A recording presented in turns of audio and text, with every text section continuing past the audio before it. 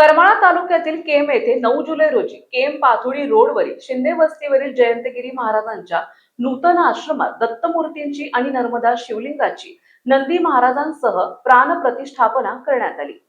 यावेळी होम आणि विधिवत पूजा केली। या पूजेसाठी 11 जोडपे होते। या पूजेचे मंत्र पठण प्रसाद ब्राह्मण घोटी यांनी म्हटले। त्यानंतर 12:30 वाजता मंदिरावर जयंतगिरी महाराज प्रसाद महाराज यांनी कळस चढवला। त्यानंतर पुष्पवृष्टी करण्यात आली आणि श्रींची आरती झाली। संपूर्ण मंदिर दत्तात्रयांच्या नामाने दुमदुमून गेले होते।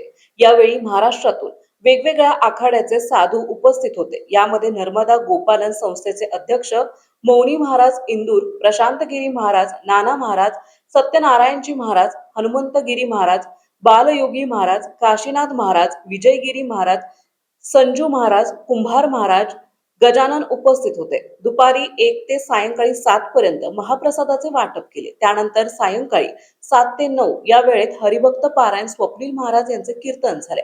या सर्व धार्मिक कार्यक्रमासाठी केम आणि पंचक्रोशीतील हजारो भाविकांनी हजेरी लावली होती। हा कार्यक्रम यशस्वी करण्यासाठी दत्त भक्तांनी परिश्रम घेतले।